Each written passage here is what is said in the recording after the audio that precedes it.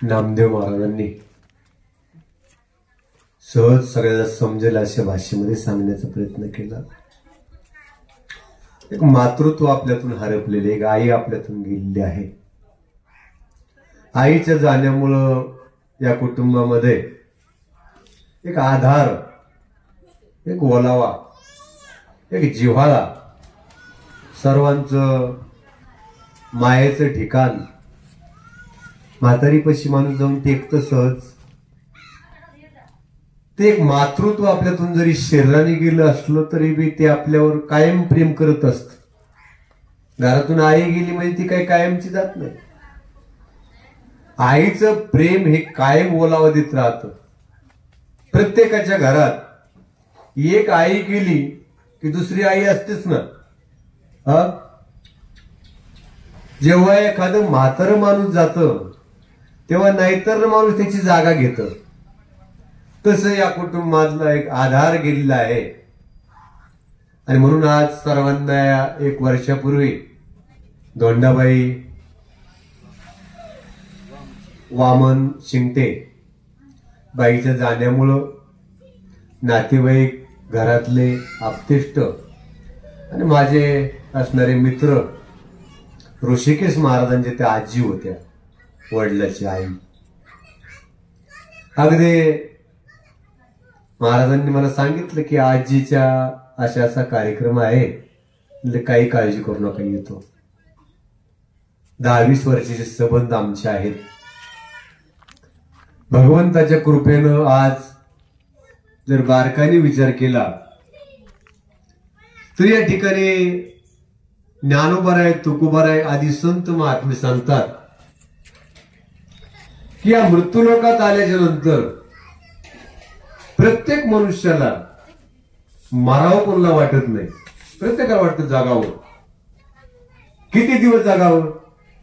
अनंत काळापर्यंत. किती जगलं ना तर जगण्याची हाव कुठे थांबलेली नाही. जगण्याची हाव थांबत नाही. आणि प्रत्येक मनुष्य जगण्याकरता जीवन आहे. तिथेच बस तिथेच जागण्याकरताच मनुष्य आहे. मनुष्य जन्मात कसं जागावं, कसं वागावं आणि आपला शेवट कसा व्हावा, या 2-3 गोष्टी खूप महत्वाच्या आहेत.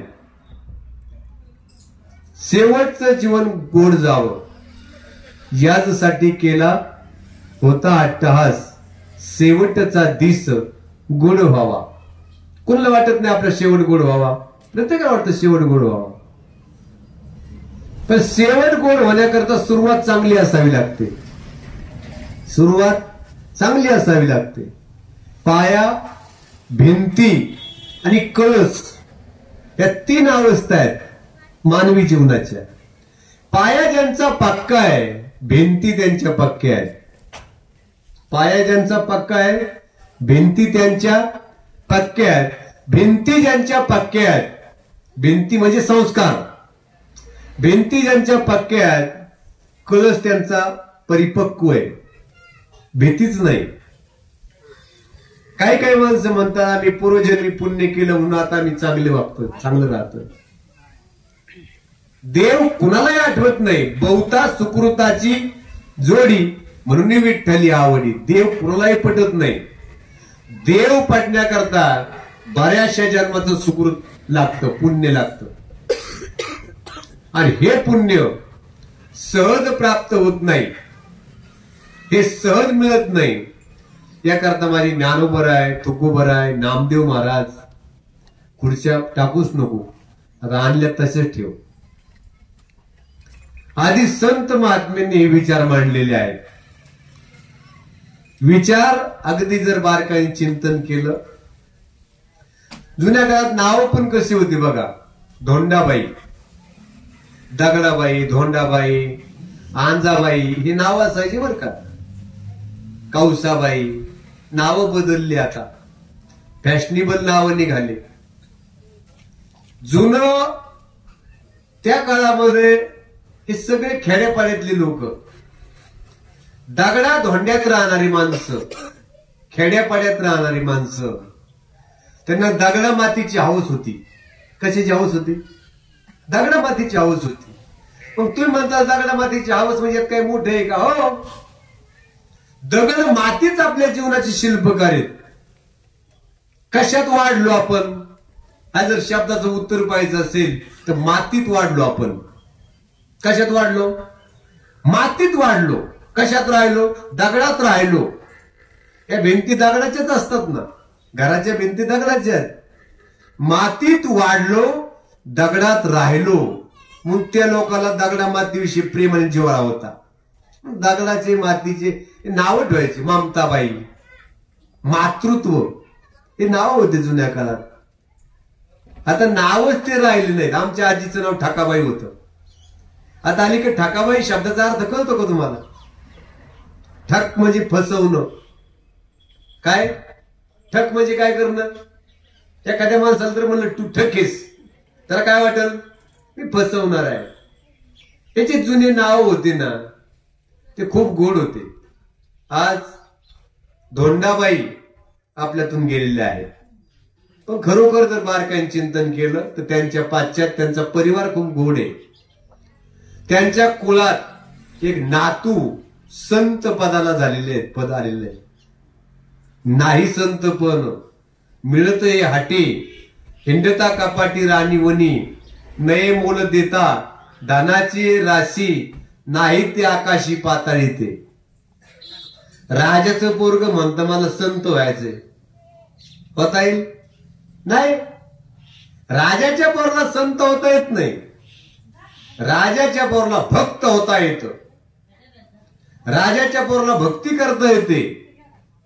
गौतम बुद्धाच्या बाबतीत सांगितलं, राजकुमार आहे, राजाचा मुलगा आहे, पण पुढे भवितव्य बदललं आणि राज्याचा त्याग केला.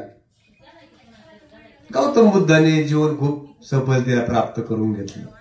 म्हणून आज या सेवेकरता आपण सर्व एकत्रित आलेलो आहोत. का हो तुम्ही निश्चिंतीने निजले ते हरी, मानिले सुख आम्ही वाचू कैशा परी. उठा सावध व्हावे, शिम सकळा द्यावे, आणि जयाची वासना तया तैसे पुरवावे.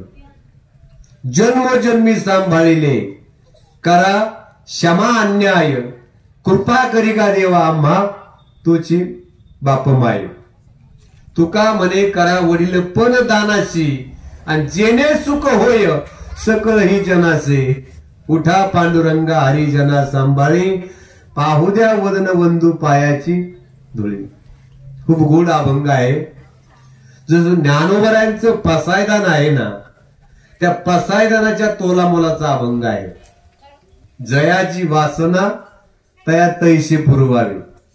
उठा उठा सावध व्हावे, सम सकलाशी द्यावे, आणि जयाची वासना तया तैसे पुरवावे. अभंग खूप गोड आहे.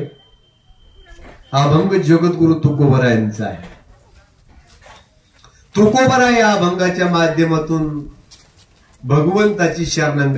तुम्ही सगळे पुढे सारखा, हे बसण्याची बैठकच चुकलेली आहे. सगळे असे बसले बसले बसले बसले रांगीत बसल्यावानी पंक्तीत. पुढे सारखा सगळे, या पुढे. तुम्ही पण इकडे सारखा, तुम्ही उठा इकडे या, समोर बसा. समोर पाहिजेत माणसं. सारखा पुढं, सारखा इकडे या, पुढे या तुम्ही, या पुढे या, पुढे सारखा. बैठक चुकली की प्रवचन चुकत असते. नाही, माझा अनुभव आहे. समोर माणसं पाहिजे. सारखा पुढे, पुढे या. हे गॅप ठेवू नका पासून. पुढे या, या परवा पुढे. का हो तुम्ही निश्चिंतीने निजले ती हरी, मानिले सुका मी वाचू कैशा परी. देवा तुम्ही जर झोपलात, माणसं म्हणतात यांच्या टायमाला का देव झोपला होता का? हे का नाही? एखाद्या कुटुंबात जर बाका प्रसंग, वाईट प्रसंग आला, तर लोक देव का झोपला का यांच्या करता? हे का नाही? तसं जगद्गुरु तुकोबाराय सांगतात, देवा तुम्ही आमच्या करता झोपू नका, जागे राहा. देवाचं राखण म्हणजे जगातलं सगळ्यात उत्तम राखण आहे बरं का. तुम्ही वाघाची भीती आता सध्या, किती कुंपण करा आणि किती संरक्षित राहा, त्यांनी जर ठरवलं ना तुम्हाला न्यायचंय काचातून, कशातून? काचात जर तुम्ही म्हणले ना, असं चौकून पिंजरा केला आणि काचात राहिले, त्याच्या मनात आले देवाजीच्या आणि ते कोणाचे? सुंदर दृष्टांत सांगेल लक्ष देण्याकरता. महाराज सांगतात जीवन खूप गोड आहे, खूप गोड आहे. राजा विक्रमादित्यच्या बाबतीत दृष्टांत आहे. विक्रम राजाच्या नगरीत एक ब्राह्मण राहत होता आणि राजा विक्रम सगळ्यावर प्रेम सारखं करायचा. गरीब असो नाही तर श्रीमंत असो, त्या ब्राह्मणाला सुद्धा नित्यनेमान दक्षिणा नेऊन द्यायचा घरपोच. एक दिवस त्या ब्राह्मणाने विनंती केली, महाराज तुमचा फुकटचा दक्षिणा मला नको, मी काही कामच जर करत नाही, दक्षिणाच कशाला तुमचा. राजा विक्रमाला त्यांनी सांगितलं काही काम असेल तर सांगा मला, काहीतरी काम जर केलं ना तर दक्षिणा घेण्यामध्ये मजा आहे. राजा विक्रम म्हणला काय नाही, तुम्ही काशीचं पाणी आपल्या देवाला घेऊन या, पायी जा आणि पाणी घेऊन या. उज्जैन नगरीमध्ये काशीवरून पाणी आणण्याकरता तो ब्राह्मण निघाला. पण घरी आपल्या पत्नीला सांगितलं की मी आता राजाच्या कामाकरता चाललेलो आहे, तुझ्या संरक्षणाची जबाबदारी त्याच्यावर सोपवतो. कुणावर? राजावर. दोघच पती पत्नी घरात आहेत. दरबारात गेला, सांगितलं महाराज माझी पत्नी घरी एकटीच आहे, मी काशीला चाललेलो आहे, तिच्याकडे लक्ष ठेवा, मला यायला 2 महिने लागतात का 3 महिने, तिच्याकडे लक्ष ठेवा, तुम्ही राजा आहेत, सगळ्या प्रजेचा सांभाळ करतात. ब्राह्मण बाबा गेले काशीला आणि इकडे ब्राह्मण काशीत जाऊन पोहोचले आणि इकडे विक्रमराजाच्या नगरीत आग लागली. त्या ब्राह्मणाचं घर जळून खाक झालं, पत्नी जळून मेली. महिनाभरात ब्राह्मण परत आला. विक्रमाला पंचायत पडी, काय करावं, काय उत्तर द्यावं त्या ब्राह्मणाला. हे सांगितलं होतं आपल्याला त्या पत्नीला सांभाळा म्हणून, आता याची पत्नी भरून कशी द्यायची. ब्राह्मण आल्याबरोबर रागवलेले आहेत. सांगितलं महाराज मी सांगितलं होतं माझ्या पत्नीकडे काय ठेवा, लक्ष ठेवा. आता मी तुम्हाला शाप देणार आहे. एक राजा म्हणून तुमच्याकडून हलगर्जीपणा घडलाय आणि आपल्या तसंच आहे बरं का. आपल्याकडे जर एखाद्या मनुष्याचं काही लाईटी वगैरे चिकाडला तर आपण दोष कोणाला देतो? सरकार. एखाद्या काही आपलं आपत्ती झाली, दुष्काळाने काही दुष्काळ पडला तर आपण सगळा दोष कोणाला देतो? सरकार, राजा. तसं ब्राह्मण रागवला, राजा विक्रमाने दोन्ही हात जोडून सांगितलं महाराज रागू नका, तुमच्या पत्नीची आस्ती एकत्रित करा, 1 महिन्याच्या आत मी तुमच्या पत्नीचं काहीतरी भरपाई द्यायचा प्रयत्न करीन, मला शाप देऊ नका. 1 महिन्याच्या आत तुमची पत्नी जिवंत करण्याकरता आपण प्रयत्न करू. होतील का? जिवंत होतात का माणसं? माणसं जिवंत करता येत नाहीत. पण तो राजा विक्रम आहे. राजा विक्रमाने काय केलं? निघाला नगरीच्या बाहेर, तुझ्या पत्नीची आस्ती एकत्रित करून ठेव, सांभाळून ठेव, 1 महिन्याच्या आत मी कुठून तरी अमृताचा शोध लावतो. निघाला राजा विक्रम. काय शोधायला? अमृत शोधायला. सापडेल का? मग तुम्ही म्हणता का ब्राह्मणाच्या समाधानाकरता गेला? तसं काही नाही. राजा विक्रम एक जिद्दी पात्र आहे, जीवनातलं जिद्दी माणूस आहे. निघाल्याच्या नंतर त्याने बघितलं जंगलाच्या रस्त्याने चाललेलं आहे. जाता जाता एक झोपडी दिसली. राजे विक्रमन रात्रीची वेळ आहे, असं वाटत नाही तर कोण राहत असेल. कुतूहलाने जाऊन त्या झोपडीत आवाज दिला. कोण आहे?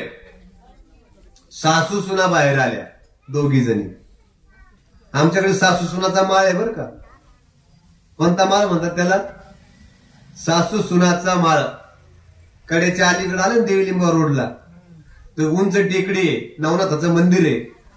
त्या मंदिरापाशी सासू सुना गडीगप झालेल्या आहेत. त्या माळाला कोणता माळ म्हणतात? सासूनाचा माळ. आता सासू सुना हा शब्द गेला आणि सासूनाचा माळ असं म्हणायला लागले बरं का. त्या सासू सुना त्या झोपडीत राहत होत्या. ती सुनबाई बाहेर आल्या आणि त्यांनी बघितलं नवीन मनुष्य दारात कोणतरी आलाय. सासूला आवाज दिला, आत्या बाहेर या, कोणतरी आलंय. कोण आहे बाबा तू? मी या नगरीचा राजा विक्रम आहे. कुठे निघालास? माझ्यावर काही आडी अडचण आली म्हणून मी अमृताच्या शोधात निघालोय. तुम्ही काय करता दोघी इथं?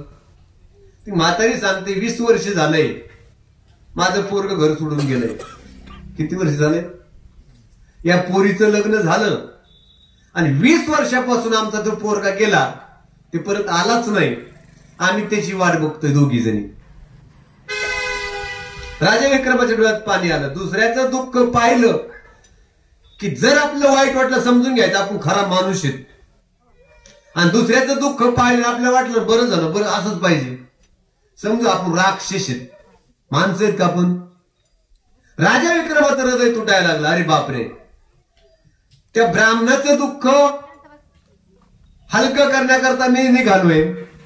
आता हे म्हातारीचं दुःख आहे. आजीबाई तुमचा मुलगा कोणत्या देशात गेलाय सांगता येईल का? मी त्याचा शोध घेईल. दक्षिण दिशेला गेलाय, राजा वीरसेनाच्या नगरीत आहे. ह्यापासून सांगितलं कुठे गेलाय? दक्षिणेत गेलाय आणि राजा वीरसेनाच्या नगरीत आहे. मागचा मोरचा विचार न करता राजा विक्रम वीरसेनाच्या नगरीत गेला. बघा आता दुःखाची मालिका कशी असते. तिथे गेले त्या म्हातारीच्या पोराला भेटला, नावासहित सांगितलं होतं, आणि त्याला सांगितलं बाबा रे तू परत का घरी जात नाहीस? तो म्हणला राजाचा माझ्यावर एवढा विश्वास आहे, 20 वर्ष झाले मी त्यांची नोकरी करतोय लगीन झाल्यापासून, की राजा मला एकही मिनिट सुट्टी द्याय नाही. राजा विक्रम म्हटला एक काम कर, राजाला निरोप दे की माझा बारका भाऊ आलेला आहे आणि माझ्या जागेवर तो काम करील, महिनाभर तुला सुट्टी देतो, तुझ्या नगरीमध्ये, आणि तुझ्या आईला भेट, पत्नीला भेट, एकतरी दुःख माझ्या डोक्यावरचं कशी वेळ खांद्यावर येईल. मग त्यांनी राजाची परवानगी वीरसेनाकडे गेला. म्हटलं महाराज माझा धाकटा भाऊ आलेला आहे, आता तो माझ्या जागेवर काम करील, मी जाऊ का गावाकडं 1 महिन्याकरता? राजा म्हणला जा. विक्रम तिथं राहिला. मग त्या वीरसेन राजाचं एक वैशिष्ट्य होतं, 1.25 मन सुवर्ण रोज दान द्यायचा. किती मन? 1.25 मन सुवर्ण रोज दान द्यायचा. 1.25 मन म्हणजे किती? 1 मनाचं किती किलो? 40 किलो है ना. आणि पाव मनाचं 10 किलो, 50 किलो सोनं रोज दान द्यायचं राजा विक्रम. तो कसं द्यायचा, काय करायचं त्या सोन्याकरता? आता राजा विक्रम तिथं राहिला आणि बघत आहे रोज रांग लागायची आणि 50 किलो सोनं रोज लोकांना दान द्यायचा. पण सोनं आणतो कुठून? कोणतं ते बारकाले पोरं जात, सोनं कुठून आणतो हे बघण्याकरता विक्रम राजा त्याचा असं पाठलाग करत करत गेला. वीरसेन राजा एका गुहेत जायचा. आता लक्ष देऊन ऐका. राजा वीरसेन एका गुहेत जायचा आणि तिथं गेल्यावर एका राक्षसाची पूजा करायचा. राक्षसाची पूजा झाली की राक्षस प्रसन्न व्हायचा, राजाला उचलायचा आणि उकळते तेलाच्या कडेत टाकायचा. राजा उकळला की तो बाहेर काढायचा आणि राजाला खायचा. उरलेल्या हस्तीवर तो अमृत टाकायचा, राजाला जिवंत करून 1.25 मन सोनं त्याला द्यायचा. राजा ते सोनं घेऊन परत येऊन दगडीत वाटायचा. आता लक्षात सोनं कुठून आणायचं? पण रोज शरीर तापवायचं, शरीर लोकाला खायला द्यायचं. ते सगळं करत असताना राजा वीरसेन ते सगळं कष्टातून तयार करत होता सोनं आणि लोकांना देत होता. इकडे पुढे या. काय झालं मग? विक्रमाने पाहिलं की अमृताचा शोध लागलाय. तो राक्षस त्या राजाला खायचा आणि त्याच्यावर अमृत शिकून त्या राजाला पुन्हा जिवंत करून नगरीत पाठवायचा, मोकळं पाठवत नसायचा. त्याच्या उपकारात तो उत्तीर्ण होण्याकरता 1.25 मन सोनं द्यायचा. तिसऱ्या दिवशी राजा विक्रमाने ठरवलं की आपल्या दोन्ही गोष्टी साध्य करायच्या. काय करायचंय? अमृतही पात्रात पडलं पाहिजे आणि राजा वीरसेनाचा नियम सुद्धा चालला पाहिजे. त्यानं काय केलं? वीरसेनाच्या महालात गेला आणि वीरसेनला गुंगीचं औषध दिलं. तो भरून पडला आणि राक्षसाच्या गुहेत स्वतः गेला. तशी पूजा केली. राक्षस आला, त्यानं राजाला उचललं, कढईत टाकलं, बाहेर काढलं, खाल्लं आणि हस्तीवर अमृत शिपलं. पण आज मात्र तो एवढा प्रसन्न झाला होता, तो राक्षस म्हणला, मानवा तुला काय पाहिजे ते माग. राजा विक्रम म्हटला, महाराज मला 3 गोष्टी पाहिजेत. किती गोष्टी? 3. पहिली गोष्ट पाहिजे की ज्या राजामुळे मला हे सगळं मिळालं ते सुवर्णाचा कलश मला पाहिजे. ज्या कलशातून तो सोनं द्यायचा तो सुवर्ण कलश पाहिजे. दुसरी गोष्ट मला अमृताचा कलश पाहिजे. आणि तिसरी गोष्ट अशी आहे की तो वीरसेनाची नगरी सोडून इथून निघून गेलं पाहिजे. आपल्याकरता अमृत होईल, वीरसेना करता सुवर्ण होईल आणि हा कायमचा गेला की भीती जाईल. या 3 गोष्टी साध्य केल्या आणि अमृत घेऊन राजा विक्रम आपल्या नगरीत परत आला. 1.25 महिना लोटला होता. ब्राह्मणाला बोलून घेतलं आणि त्याच्या पत्नीच्या अस्थी मागवल्या. ते अमृत त्याच्या पत्नीच्या हस्तीवर टाकलं आणि पत्नी जिवंत करून दिली विक्रमराजाने. हा राजा विक्रम आपल्या इतिहासामध्ये एक दानशूर राजा, एक संघर्षशील राजा म्हणून ओळखला जातो. प्रत्येकाच्या जीवन तसंच आहे. कर्म जर चांगलं केलं ना तर नक्कीच आपल्याला त्या कर्माचं फळ चांगलं भेटतं. कर्माचं फळ हे आपल्यावर अवलंबून आहे. चुकीचं जर कर्म आपण केलं तर चांगलं फळ आपल्याला कसं मिळेल, कुठून मिळेल? आंबा लावला तरच आंबे येतील ना, तसे आंबे कुठून येतील? आता अलीकडे तेवढं सोपं झालंय. आंबे लावताच आंब्याला आंबे, लावताच आंबे. जुन्या काळात म्हातारी माणसं माझे आपण लावायचं आणि बाकीची मजा करायची, लावायचीच नाही है ना. आपण लावले कोण खायचं आणि कोण पाहायचं. आता तसं राहिलंय का? इथंच कर्म करा आणि इथंच कर्म फेडा. नाथबाबा सांगतात, केले कर्म झाले त्याची भोगा आले, उपजले मेले ऐशी किती. म्हणून जगद्गुरु तुकोबराय सांगतात, काहो तुम्ही निश्चिंतीने निजले ते हरी, मानिले सुख आम्ही वाचू कैशा परी. तुम्ही जर सुख मानलं तर आम्ही कोणाच्या जीवावर जगायचं. माणसं म्हणतात ना, परमेश्वराच्या सत्तेशिवाय काही चालत नाही. या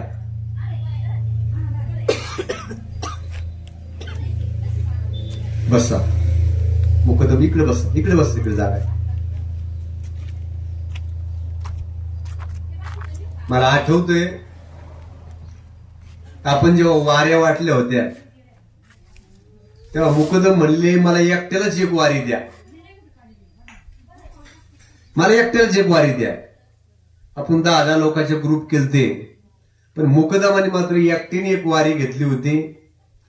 पुढे चालून त्या वाऱ्या आता बंद आहेत ना, बंद आहेत ना, बंद केल्या महाराज. महाराजांनी बंद. त्यांचा काय दोष आहे? त्यांचा दोष आम्ही करत होतो. ते म्हणले आपल्याला अमावस्या दिवशी वारी करायची नाही. स्पष्ट बोलणार माणूस. बदल करून घ्या पण करीत राहा. त्यांना एकटे तो फट्या घालू नका. सगळे जबाबदार आहेत आपण. तर तुम्ही येत, मी येत, हे येत, सगळे येत. एक सांगू का तुम्हाला, रस्ता बनवत असताना एकटा माणूस बनवत नाही. इंजिनियर येणार, कागदावर लिहिणार, मंजुरी देणारा तिसराच राहणार, काम करणारे चौथीच राहणार आणि खडेपाडे लोक दोष कोणाला देणार? ही लय मोठी साखळी असते. वारी बंद पडली तर एकट्याचा दोष थोडाच आहे, सगळ्याचा दोष. आपण त्यात आलो. असो, सगळा परिसर खूप चांगला आहे. परिसरामध्ये जमिनी कमी आहेत लोकांना, पण सुखी आहेत लोक. आहे त्यात समाधानी आहेत. ही कृपा आहे साधू संतांची. संतांचा प्रसाद आहे आपल्या परिसराला. आपण बाहेर जर बघितलं ना, काही काही ठिकाणी 12 महिने थंडीचे.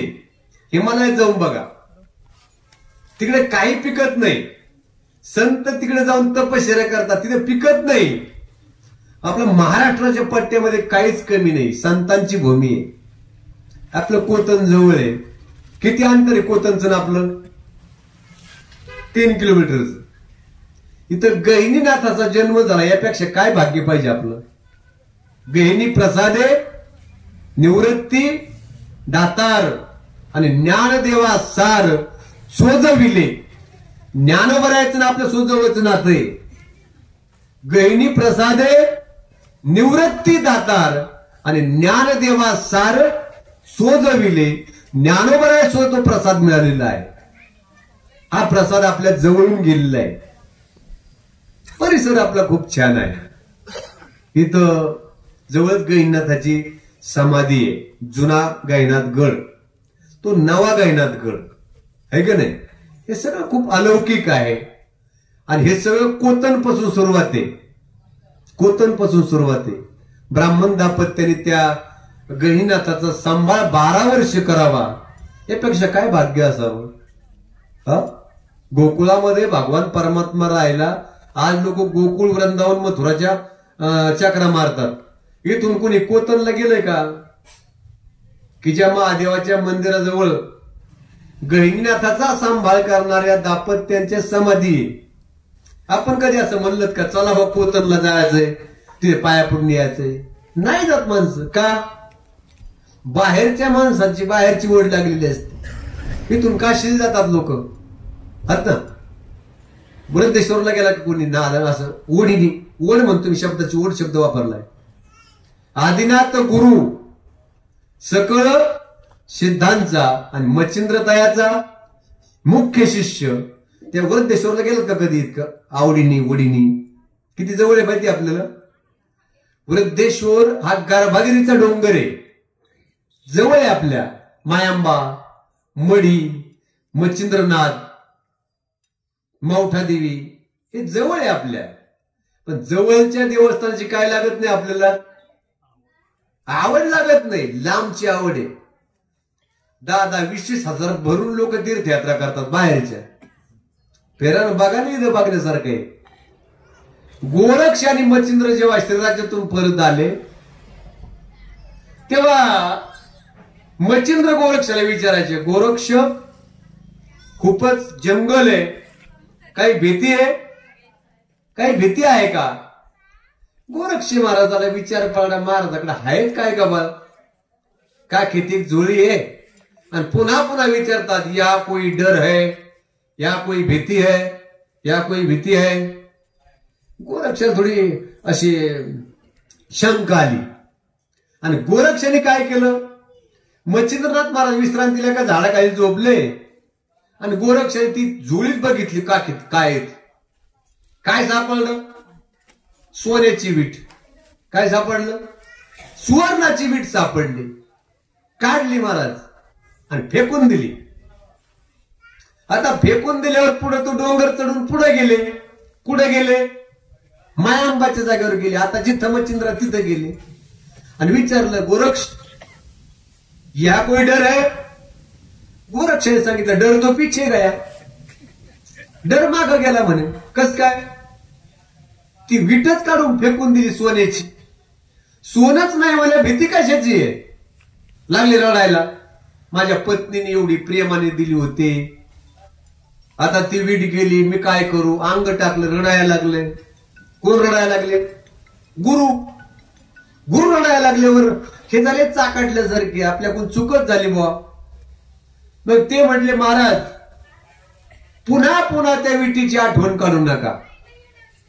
आपल्या झोळीतून भस्म काढलं गोरक्षानं आणि पाठीमाग ती बघितलं, तो मायांबाचा पलीकडचा डोंगर आहे वृद्धेश्वरचा, त्या डोंगराकडे ते भस्म फुकलं. सगळा डोंगर कशाचा झाला? सुवर्णाचा झाला. सुवर्णाचा झाला.